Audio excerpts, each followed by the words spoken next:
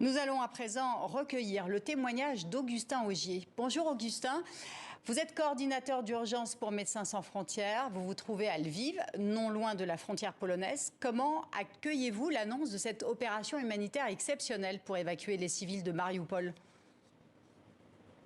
Les civils de Mariupol, probablement plus de 100 000 personnes, sont aujourd'hui assiégés depuis plus de 3 semaines, depuis le 1er mars, bombardés constamment, jour après jour. Vous l'avez décrit, ils sont dans une situation catastrophique. Donc oui, toute initiative qui permettrait de mettre en place un passage sécurisé pour les civils pour partir est la bienvenue. Maintenant, il faut, au-delà de l'intention, rentrer dans le concret. Ce sont des opérations très compliquées à mener. Il faut que les deux parties, et notamment les Russes, soient d'accord pour laisser passer des bus à l'intérieur pour ressortir ensuite les gens. Vous pensez que les conditions ne sont pas réunies aujourd'hui ? Écoutez, ça fait nous plusieurs jours qu'on essaye. Il y avait un convoi humanitaire prêt il y a 4 jours qui n'a pas pu s'y rendre parce qu'on n'avait pas de garantie de sécurité, parce que la route est minée. Donc on peut passer avec des petites voitures, mais on ne peut pas passer avec des gros camions. Donc aujourd'hui, depuis plusieurs jours, on essaye. Ça n'est pas possible. Si cette nouvelle initiative permet d'avoir une négociation avec notamment les Russes pour donner des garanties de sécurité et trouver les moyens concrets pour y arriver, ce serait évidemment une bonne chose.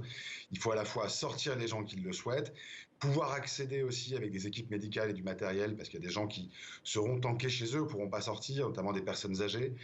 Donc il faut aussi que l'aide humanitaire puisse rentrer dans Mariupol. Vous-même, dans quelles conditions vous travaillez à Lviv ? Quels sont les besoins sur place ? Je suis à Vinnytsia, dans la partie ouest du pays.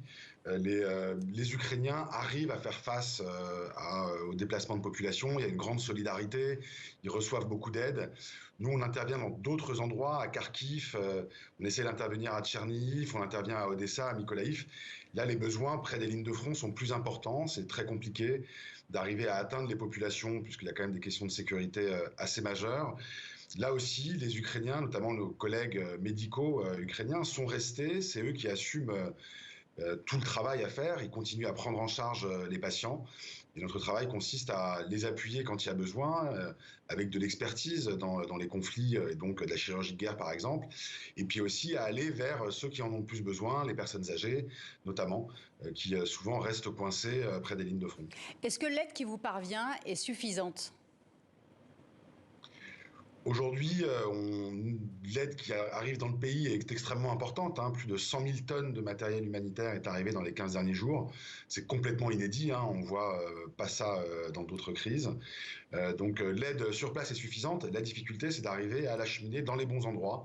Par exemple, il y a un endroit dont on parle moins que Mariupol, mais qui s'appelle Tchernihiv, au nord de Kiev, où le dernier pont qui permettait d'envoyer du matériel a explosé il y a 4 jours. Et aujourd'hui, on n'arrive pas à envoyer du matériel médical alors que les hôpitaux avec lesquels nous sommes en contact en ont urgemment besoin. Donc le matériel, on l'a ici. On a des dizaines de mètres cubes, de tonnes de matériel médical spécialisé pour ce genre d'opération. La difficulté pour nous et pour les autres acteurs, c'est d'arriver à atteindre les populations qui en ont le plus besoin et qui sont souvent dans des endroits difficiles d'accès. Augustin, Moscou dit vouloir desserrer l'étau pour se concentrer sur le Donbass. Est-ce que vous, sur place, vous ressentez un certain répit ? Depuis les annonces d'hier, les différentes équipes sur le terrain n'ont pas vu une diminution des combats et des bombardements. Donc aujourd'hui, nous, on ne peut pas témoigner de ça. Que pensent les Ukrainiens de la situation aujourd'hui ? Est-ce qu'ils entrevoient une issue ? Quel est leur sentiment sur la suite ? Écoutez, nous, ce qu'on constate, c'est que les civils ukrainiens avec lesquels on parle et on collabore sont extrêmement concentrés dans une volonté de solidarité, de faire face à ce qui se passe. Donc et ils mettent en place des réseaux de volontaires absolument phénoménaux qui répondent aujourd'hui aux besoins. C'est eux qui le font. Et donc cet élan-là et cette concentration-là est particulièrement exemplaire et notable. Merci beaucoup, Augustin Augier.